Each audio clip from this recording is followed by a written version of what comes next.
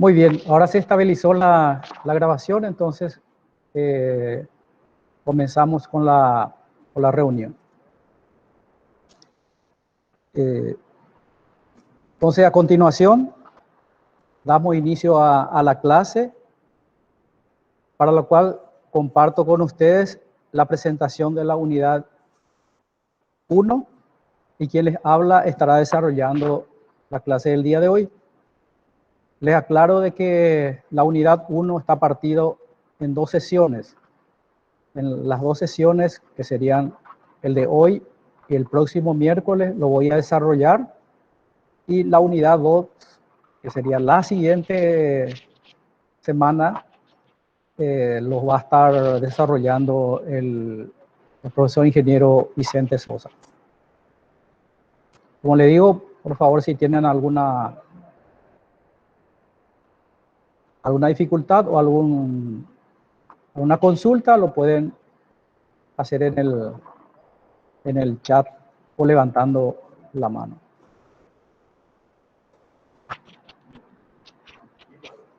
Bien, en este slide ponemos unas recomendaciones ya con respecto al desarrollo de las clases. Aclaramos que el contenido de la presentación, de toda la presentación de estas presentaciones que lo estamos realizando, es un apoyo al profesor para el desarrollo de la clase y sirve al alumno como guía para ir recopilando informaciones apoyado en los libros que forman parte de la bibliografía para elaborar su propio apunte. Esa bibliografía están cargadas en el aula, de tal forma que ustedes puedan acceder a ella y buscar disponer de los mismos.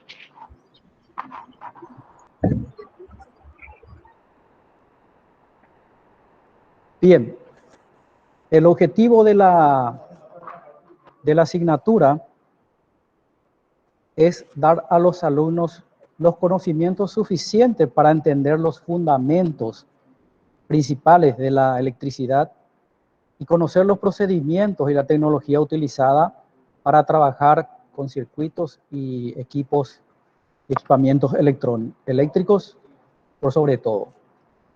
En vista que la mayoría de las obras de ingeniería civil tienen incorporado instalaciones eléctricas, sea en viviendas, en edificios, en instalaciones industriales, es importante conocer los peligros que acarrean trabajar con la electricidad en las obras y las medidas preventivas que se deben tomar y los auxilios necesarios para los casos de accidentes. También el objetivo de la asignatura Electrotecnia e Instalaciones Eléctricas es complementaria en la carrera de Ingeniería Civil. ¿Por qué? Porque, como había expresado, es una materia que complementa a las materias en sí, que son las más relevantes para ustedes dentro de la carrera. Y se deben, este enfoque de este curso es más bien no profundizar en las teorías, sino más bien darle un aspecto más práctico para que ustedes tengan facilidades de tomar conocimiento del manejo y el uso de la electricidad.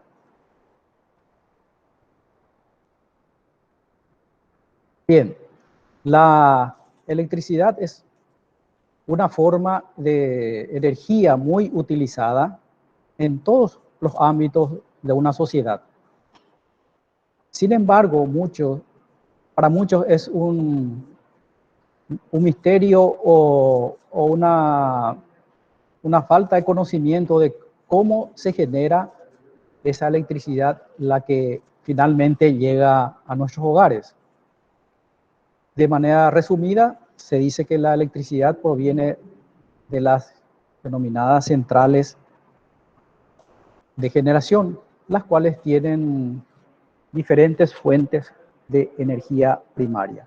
Las energías primarias, para aclarar, son energías primarias, son todas aquellas que se encuentran en la naturaleza sin ser manipuladas. ¿Cuáles serían una energía primaria? El petróleo, el gas natural, son el carbón mineral, principalmente son los que se encuentran de manera primaria, o sea, sin transformación. La electricidad, sin embargo, es una energía ya secundaria. ¿Por qué? Porque a partir de la fuente de generación, que podría ser la hidroeléctrica o las no convencionales, podría ser la solar, eólica, biomasa, se transforman en las centrales de generación, se transforman a electricidad, y es la que utilizamos. Así podemos distinguir entre las centrales más utilizadas en el ciclo combinado, que usa el gas natural, los parques eólicos que utilizan el aprovechamiento del viento para generar la energía eléctrica, la hidroelectricidad, que nosotros tenemos una generación abundante de electricidad, que se usan como elemento, como insumo, el agua. Y la nuclear, que utiliza el uranio enriquecido. ¿Cómo se clasifica? Esta clasificación de no renovables o renovables son clasificaciones de la Organización Internacional de Energía, que define a las no renovables como aquellas que son agotables. Es decir, tiene un límite de su capacidad de producción, en las cuales se encuentra el petróleo, gas natural, carbón mineral, etc. Es decir, de que son finitos su capacidad, que con el tiempo se van reduciendo su capacidad y por lo tanto la producción. Por eso que, por ejemplo, el petróleo anteriormente, muchos años atrás, se encontraba fácilmente, pero hoy día ya se fueron desagotando y con la tecnología se están viendo petróleo en alta mar, buscando onshore el petróleo. Ahora, las energías renovables, sin embargo, son aquellas que no son agotables. O sea, que no tienen una capacidad de límite de producción. Entre ellas tenemos la energía solar, la eólica, la hidroenergía y la biomasa. Siendo esta última, la biomasa, en principio renovable, pero si no se le permite si no se hace una sobreexplotación, o sea, no se deforesta, no se hace un recambio de los bosques, entonces caemos en una energía no renovable.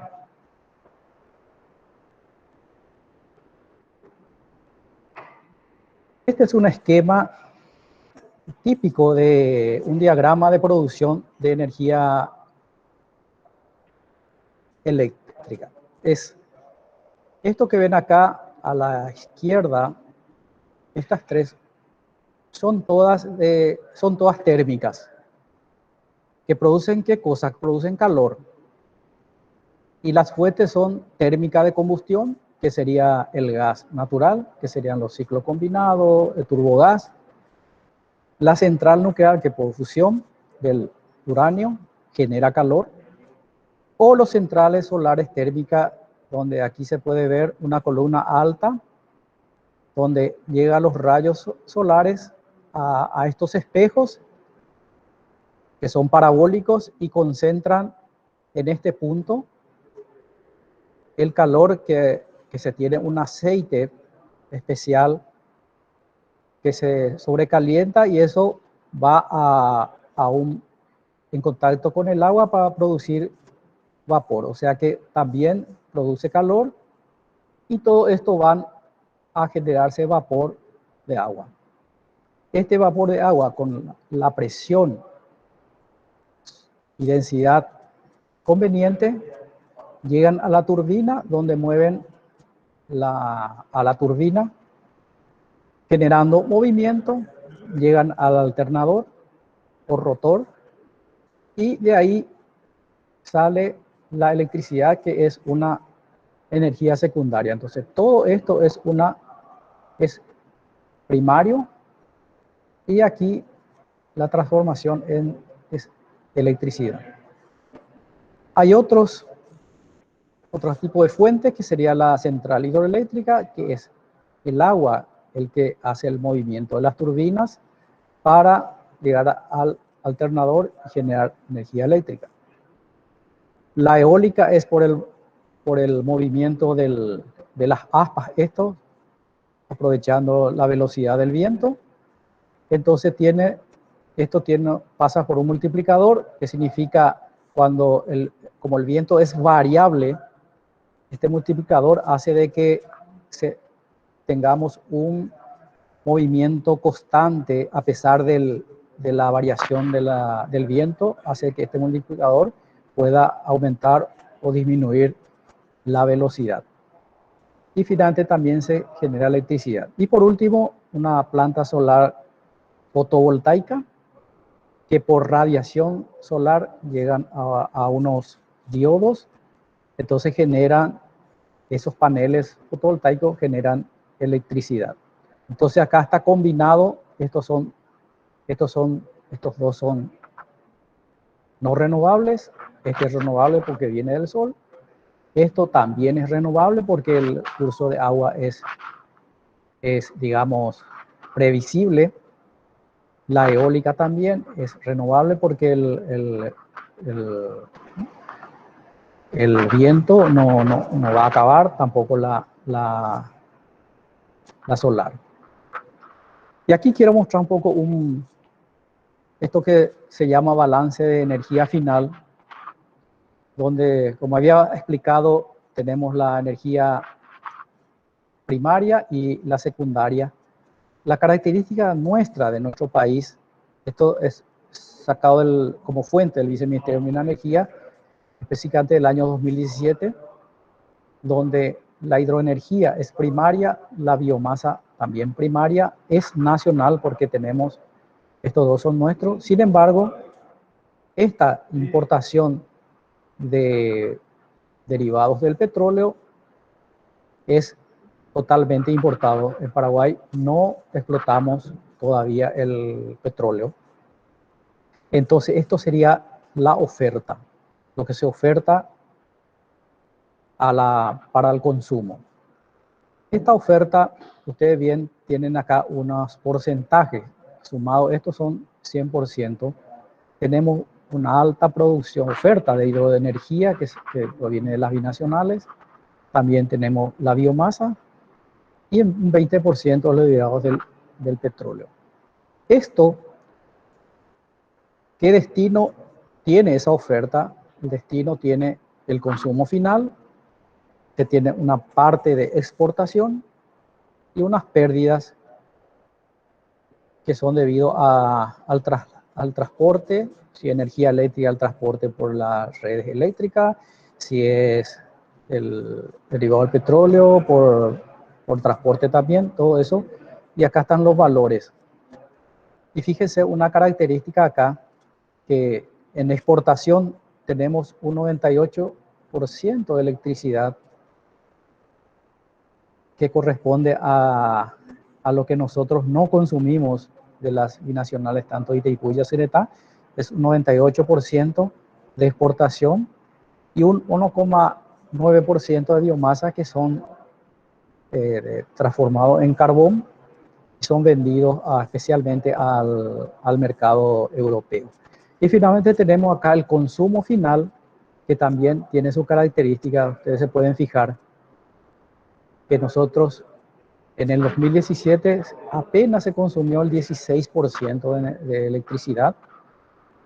Sin embargo, el mayor consumo es biomasa. ¿Por qué mayor consumo de biomasa? Porque se consume en las industrias, en las calderas, se consume también en algunos en ingenio azucarero, en los silos. Se usa especialmente para un uso térmico.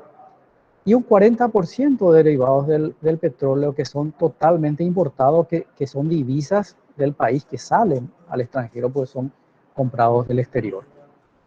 Entonces, acá hay una gran disparidad de cosas. Por una parte, tenemos un alta generación de energía eléctrica y es el de menor consumo ante los otros, que la biomasa tiene un problema que se va deforestando, y el derivado del petróleo por el aspecto económico, que tiene mucha salida de la divisa por ese motivo. Bueno, y esta estructura muestra una comparación entre 2016 y 2017. Esto ya estamos entrando en 2021, no hay mucha variación con respecto a estos 2 años. Y ustedes se pueden fijar que la electricidad acá, entre 2016 y 2017, tiene casi una igual valor. Hoy día, 2021, están aproximadamente por los 18% de consumo, que sigue siendo bajo. Y otra característica, se ve también que los derivados del petróleo acá, inclusive con el año 2016, aumentó los derivados del petróleo. O sea que es una canasta matriz energética no sostenible. Por esto, porque se desangra nuestras divisas por la compra de derivados de petróleo, que especialmente es utilizado en el transporte tanto público como vehículos livianos, transporte de carga. Todo eso acá van todo lo que son los combustibles como nafta, gasoil y demás. Y la biomasa, como ya expliqué, es utilizado todavía en gran porcentaje en las industrias, donde pensar en cambiar las calderas, por ejemplo, por hornos eléctricos, tal vez para muchos industriales no es conveniente por el alto costo que tiene el consumo de energía eléctrica. Entonces, es importante entonces resaltar el consumo bajo de la electricidad, teniendo en cuenta el alto excedente que tenemos proveniente de las centrales hidroeléctricas. Y ese excedente lo estamos vendiendo tanto al Brasil como a la Argentina con un precio muy bajo, es muy bajo. Entonces, ese aspecto es importante tener en cuenta. No sé si hay alguna consulta al respecto para dar continuidad. Sí, aquí CATEP, ¿qué significa? Dice, kilotoneladas equivalente de petróleo. Porque aquí lo que hay que entender una cosa, de que las diferentes fuentes de energía tienen sus unidades de medida. Por ejemplo, la electricidad se mide en kilowatt o megawatt. La biomasa, como es calor, se utiliza en calorías. El gas natural, todo lo que es térmico, se usan kilocalorías por kilo. Sin embargo, la electricidad tiene otra unidad de medida, que es el kilowatt o megawatt. Entonces, ¿qué es lo que hace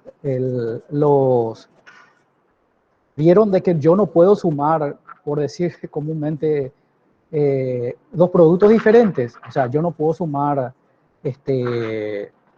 papel con vidrio, por dar un ejemplo. Tengo que sumar los dos que estén en una misma unidad. Por eso se eligió el kilotep, que es el kilogramos, kilotonelada equivalente de petróleo, que se tomó el petróleo como unidad de medida, y eso se fueron a través de factores de conversión. Hay un factor de conversión, por ejemplo, si yo quiero pasar de kilowatt de energía eléctrica a kilotep, hay tablas donde yo puedo ir cambiando. Entonces, de tal forma que yo pueda sumar esas diferentes energías. Por eso eso corresponde. Bueno, entonces, siguiendo la presentación.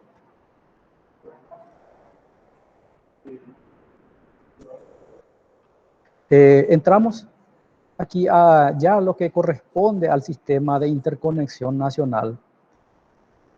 Aquí están varias fotos que pusimos que corresponden para explicar un poco cómo es el sistema de suministro eléctrico, que comprende varias partes, que corresponde a la generación. Aquí faltaría la transformación, el transporte y la distribución de la energía eléctrica. La generación, aquí por foto podemos tomar como referencia Itaipú. Itaipú es una central de generación. La central de generación, ustedes saben que tienen un sistema de 20 turbinas ubicadas aquí aquí en la presa, abajo en la presa. Se tienen las 20 turbinas, donde 10 turbinas de 700 megawatts corresponde a Paraguay, la otra 10 corresponde al Brasil. Entonces tenemos nosotros disponibles 7.000 megawatts de potencia de Itaipú. Eso van a unas turbinas, la turbina genera energía eléctrica y esa energía eléctrica no se puede tener a una tensión muy alta por una cuestión de particularidad que tienen los equipos de generación. Se generan en 32 kilovolts. Y ese 32 kilovolts después se van a esta subestación. Y esta subestación se eleva de 32 kilovolts, se eleva a 500 kilovolts. A la estación margen derecha, en el caso de Paraguay. Brasil tiene el lado izquierdo, su margen izquierda, igual cosa. Entonces, esta subestación de 500 salen ya acá donde dice transporte, son los transportes extra alta tensión que son en 500 kV. La particularidad de nuestro país es que tenemos ahora dos líneas de transmisión de 500 kilovolts, una que sale de Itaipú y llega hasta la estación Villa Ayes, acá cruzando el río Paraguay. La otra línea que recientemente fue inaugurada es la línea de Yacyretá a Villa Ayes también, que son también en 500, es denominada línea extra alta tensión. También de la subestación se pueden, con los transformadores, sacar la tensión de 220 kV, que teníamos solamente esa tensión, teníamos anteriormente, pero después ya aparecieron la construcción de esta línea de 500 porque puede llevar mayor cantidad de volumen para cubrir la demanda nuestra. Entonces, la línea de 220 kV se le llama línea de muy alta tensión. En 200 kV, que son torres mucho más pequeñas que la de 500 kV. ¿Por qué? Porque necesitan mayor distancia entre los cables para evitar la influencia de una fase con otra. Luego la de 120 kV llega a la estación, a otra estación por el camino, a reducir de 220 a 66 kV. Ese 66 kV se puede también transmitir y se denomina línea subtransmisión. En 66 kV que tienen esta forma. Los que viven hacia Lambaré, por ejemplo, pueden ver este tipo de columnas, estructuras que son para áreas urbanas. De este tipo son las que son todavía rurales. Esta línea de subtransmisión 66 llega a otra subestación más pequeña, comparando esta de 500, por ejemplo, con la de 66, mucho más pequeña, por la tensión se va reduciendo. De aquí, de este 66 a través de transformadores, se reduce a 23 kV, que sería la línea de media tensión, 23.000 voltios. Esa línea sale de las celdas de 23 kV de las subestaciones ya en forma aérea o subterránea y llega hasta estos puestos de distribución. La ANDE tiene su puesto de distribución, lo que ustedes ven por las avenidas, por las calles, unos transformadores que están ahí. Esos son los transformadores de distribución de la ANDE.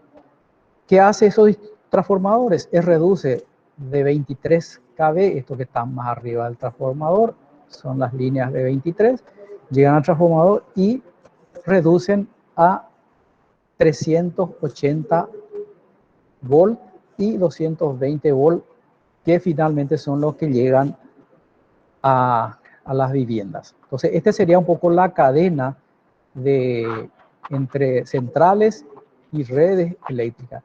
Y se le llama comúnmente SIN, Sistema de Interconexión Nacional. Esta es la característica nuestra.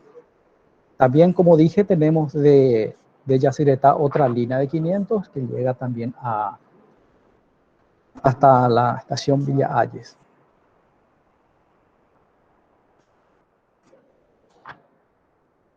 Bueno, aquí tenemos tres definiciones. Esta definición está sacado del pliego de tarifas de la ANDE, o si ustedes consultan, van a encontrar estas definiciones. ¿Qué es estación? ¿Qué es subestación? Y puesto de distribución.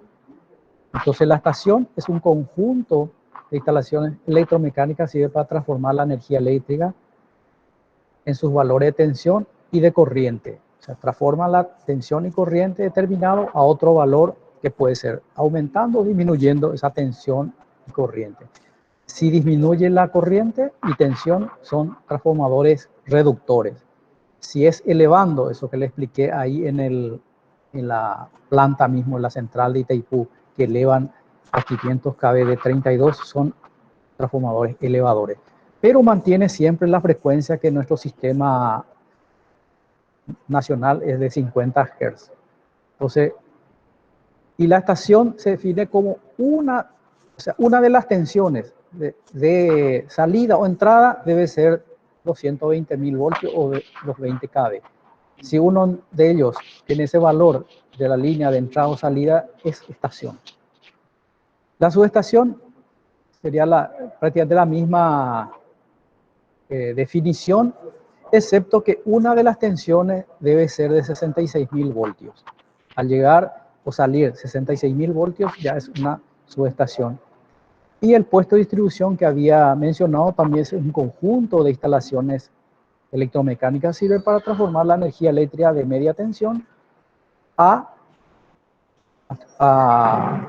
baja tensión, 380 trifásico o 220 monofásico, son los que llegan a los hogares. Si ustedes se fijan acá, y no sé si alguna vez escucharon por la noticia o alguien habla subestática, ese es un término, no sé, fue por alguien inventado, pero que no tiene ninguna definición y ningún uso en ninguna parte del mundo. Solamente acá alguien le llama subestática, pero tiene estación o subestación o puesto de distribución.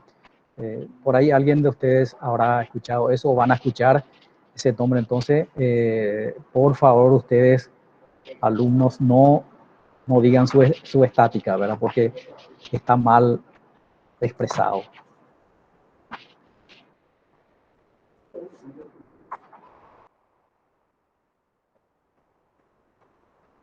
Bueno, si por ahí no tienen alguna otra cosa, vamos a seguir.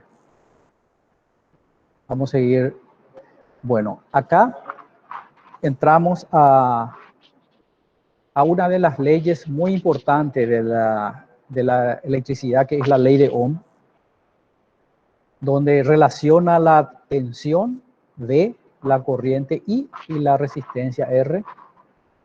Y el señor Ohm, científico, ha encontrado una relación, haciendo un experimento, una relación entre esos tres parámetros eléctricos. Entonces la ley de Ohm establece que la corriente eléctrica que atraviesa un circuito, la I, es directamente proporcional al voltaje V e inversamente proporcional a la resistencia. O sea, ¿cómo varía la corriente en un circuito? Aumenta si yo aumento mi tensión, aumenta. Si disminuyo la resistencia, también aumenta la corriente. Ese sería a grandes rasgos. Ustedes van en el laboratorio, con los profesores, con los auxiliares, van a utilizar esto y van a hacer una práctica de la ley de Ohm para demostrar esa igualdad de V igual a I por R. ¿Y cuáles son las unidades medidas? La intensidad se mide en amperios, el voltaje o tensión en voltios y la resistencia en ohm. Con el ohmios tiene una simbología del omega del alfabeto griego. Bueno, entonces ahora vamos a ver las características de esos tres parámetros, tanto la V, la I y la R. Y comenzamos por la resistencia eléctrica. La resistencia eléctrica, ¿cuál es el objetivo principal de la resistencia eléctrica?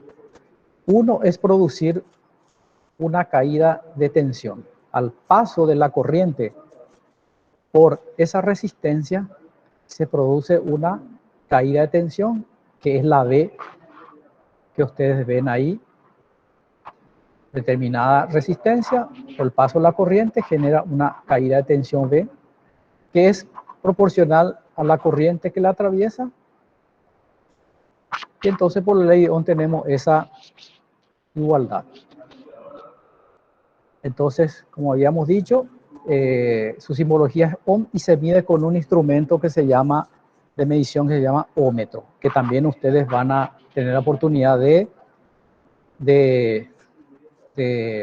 ver en el laboratorio. Y estas resistencias se pueden clasificar en fijas y variables. Fijas, ¿por qué? Porque se construye en fábrica la resistencia y ya tiene un valor prefijado. Y eso no cambia. No cambia, tiene un valor prefijado. Y aquí ustedes ven a la derecha una resistencia. ¿Qué característica tiene esta resistencia que es de carbón prensado? Fueron los primeros que se fabricaron y más bien tenían uso de la electrónica. La electrónica por baja tensión y baja potencia. Entonces eran los más utilizados y fabricados especialmente para los equipos electrónicos, los electrodomésticos, los equipos de aire, de todo lo que corresponde a la electrónica. Entonces, ¿qué está formado? Está formado por un material que se llama grafito, que forma parte de la familia del carbón mineral, que es en polvo y son prensados hasta obtener un tubo, como se demuestra en la figura. Luego es pintado con un esmalte y tiene, como ustedes ven, unos anillos, 4 anillos que le rodean al cilindro. Estos anillos me indican la resistencia que posee estas resistencias. Y si nos fijamos acá en esta, porque acá hay distintos valores de resistencia, por lo tanto distintos colores. Entonces se coloca de esta forma y se ve el primer anillo que está al borde, que es rojo. Entonces aquí ustedes tienen una columna de colores, un código, colores código y tolerancia. Y vamos a explicar sobre específicamente sobre esta resistencia. Este anillo que es rojo, voy al color rojo y me indica el número 2. Ese número 2 indica la primera cifra de la resistencia. Luego voy al segundo anillo y es azul, y el azul me dice que es 6. Entonces la segunda cifra es 6, entonces tengo 26. El tercer anillo corresponde a la cantidad de ceros que voy a agregar a estas dos cifras, al 26. Entonces el color gris voy y me indica 8. Entonces al 26 tengo que agregarle 8 ceros. Y me da 2.600 millones de ohm.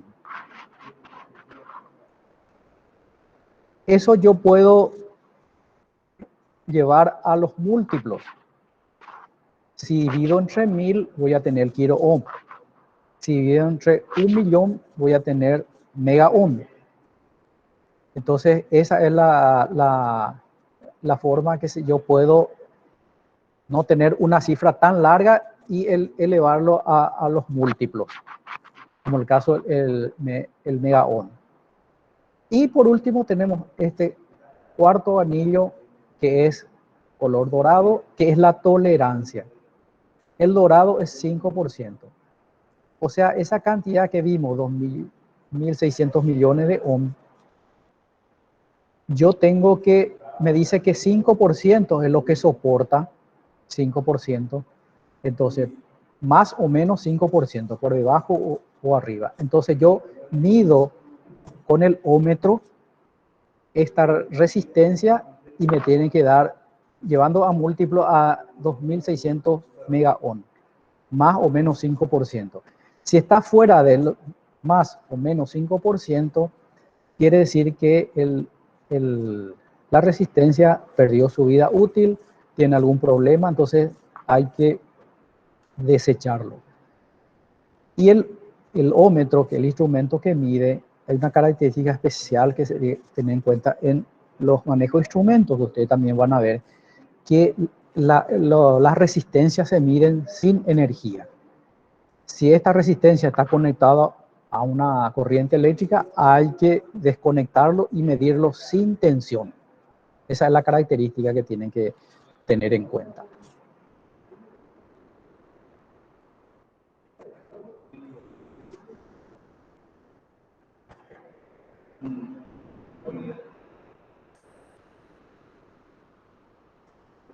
Bien. Hay otro tipo de resistencias fijas, las bobinadas. Están construidos interiormente por hilos resistivos. Son hilos de cobre que se enrollan sobre un soporte cerámico, se enrollan y tienen un determinado valor de resistencia. ¿Qué característica tiene? Esto no tienen los anillos, como vimos anteriormente, pero sí está impreso por el material su valor de la resistencia, la potencia que disipa y la tolerancia que debe cumplir. Esa es la característica de estos tipos de resistencia, ya están indicadas no por anillos, sino directamente. Estos son los que soportan una potencia de entre 2 a 4 vatios, medianamente. El anterior que vimos, lo de anillo, están aproximadamente entre 0,5 a 2 vatios. Son de pequeña disipación de potencia. Este, sin embargo, es mayor. Luego tenemos las resistencias fijas bobinadas cementadas, que es tipo tiza, le llaman tipo tiza porque anteriormente las tizas que se usaban en las pizarras, antes de usar los marcadores, tenían esta forma, por eso también se llama tiza. También internamente tiene un bobinado de hilo resistivo que está recubierto por cerámica para dotarle de mayor disipación de calor. Estos soportan mayor potencia, entre 4 a 17 vatios. Esas son las resistencias fijas. Y la variable, una de las más utilizadas, son los potenciómetros, que ustedes ven ahí a la derecha de la pantalla, que tienen 3 terminales y tiene un tambor y un eje que es giratorio. Este eje es giratorio para poder ir variando la resistencia. Entonces, esta es la característica. Entonces, hay el tambor que están hechos con grafito y otros son bobinados. Son utilizados tradicionalmente en los controles de volumen y tono amplificador. Ustedes cuando agarran un equipo de sonido, un amplificador, y tiene una perilla que giran, lo que hace con ese giro es variar la resistencia interna del equipo a través de este variador o este potenciómetro. ¿Cómo se utiliza esto para medir estos extremos? Al hacer contacto de estos extremos con la punta de prueba del ómetro, nos van a medir el valor nominal. Este que tenemos acá en el laboratorio de 100 ohm. Entonces, si ustedes miden los extremos, van a ver que si está en buenas condiciones la resistencia, va a medir los 100 ohm. Y si pongo uno de los extremos con el medio y girando el eje, este que se ve, el eje blanco, van a ver de que va a ir variando el valor de resistencia hasta hacer tope. Al hacer tope, debería marcar los 100 ohm nominal que indica la resistencia. Bueno, ahí completamos las características de la resistencia.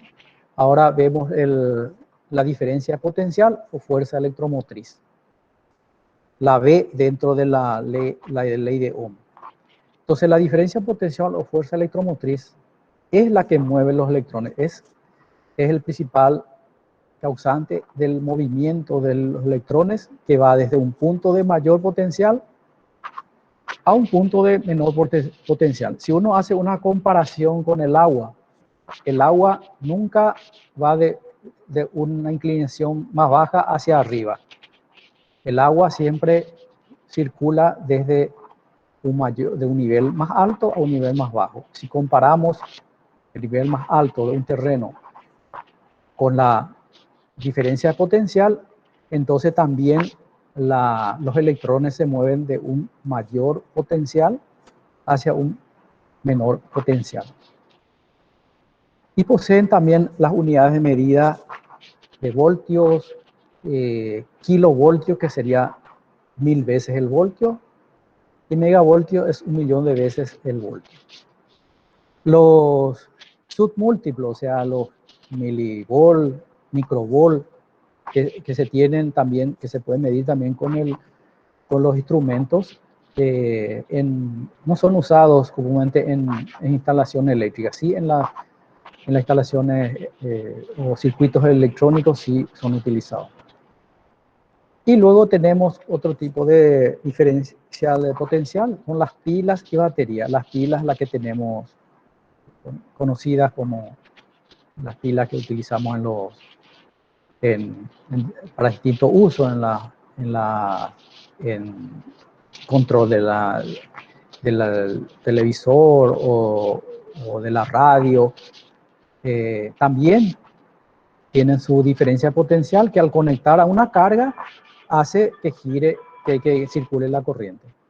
Y están las baterías, por ejemplo, las baterías de automóvil, son las que también generan diferencia de potencial y generan tensión, pero la característica tiene que son tensión continua. Entonces, al ponerle una carga, la corriente que circula es corriente continua. Y luego están los alternadores o generadores. Eso sí generan tensión alterna.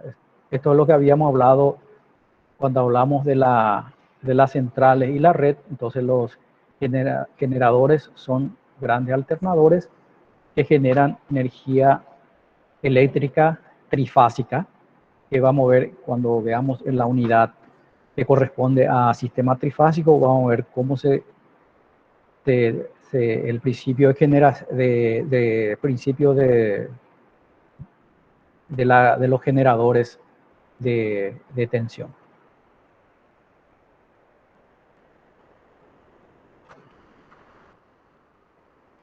Bueno, y por último, la intensidad de corriente es el movimiento de los electrones. Y esto se debe a la existencia de esa fuerza electromotriz que habíamos hablado con anterioridad. Y además debe existir un camino para que pueda circular. Si tenemos un circuito abierto, los electrones no se moverían. Tiene que estar cerrado el circuito para que se pueda generar el movimiento de electrones, entonces tener la corriente. También tienes los múltiplos, que son los kiloamperes. Un kiloampere corresponde a 1000 amperes y un megaamper corresponde a 1.000.000 de amperes. Así como las tensiones tampoco son utilizados en instalaciones eléctricas los submúltiplos. También las baterías, al conectar a una carga, generan corriente continua. Y los alternadores, sin embargo, generan corriente alterna. Esto que ven aquí es un circuito eléctrico. ¿Cómo podemos definir a un circuito eléctrico? Sencillamente es una red eléctrica que se define como la conexión de dos o más componentes eléctricos, o también puede ser electrónico, que permiten generar, transportar y utilizar esa energía eléctrica con finalidades de transformarla a otro tipo de energía, como sería la de iluminación, calor o mecánica, en el caso del motor. Entonces, esa es una definición.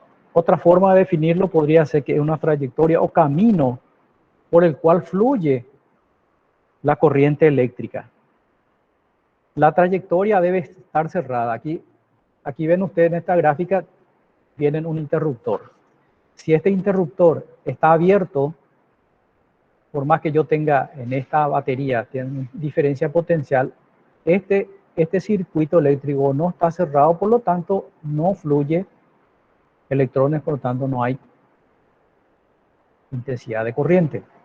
Sin embargo, al cerrar el interruptor, sí ahí se produce el movimiento de electrones y entonces produce los efectos, ya sea en lámparas, en motores o un horno eléctrico para calentamiento. Entonces, esa sería la función. Y esto circuito eléctrico es básico. Esto es básico. Esto en una vivienda va a tener muchos circuitos que después, cuando entremos a ver la parte de instalación eléctrica, van a ver ustedes cuáles son las características y cómo se tiene que ir conectando los circuitos para determinados equipos. Entonces, esto sería lo que yo voy a desarrollar hasta aquí, para que ustedes puedan, como le había mencionado anteriormente, esta unidad 1 está partido en dos. La clase de hoy hasta acá. La siguiente clase yo voy a continuar con la unidad 1 y después de circuito, vamos a entrar a ver lo que son los capacitores, vamos a entrar a lo que son los inductores y otros equipos, para que ustedes puedan ir conociendo. Esta unidad 1 es básica, por la cual no tendría tantas complicaciones, ¿no? de que ustedes conozcan. Entonces, pero es importante que cada uno de estos equipos que estamos mostrando, ustedes vean las características que tienen, porque cuando entremos a poner esto en un circuito, ahí tenemos que conocer sus propiedades, las relaciones de tensión, corriente, potencia.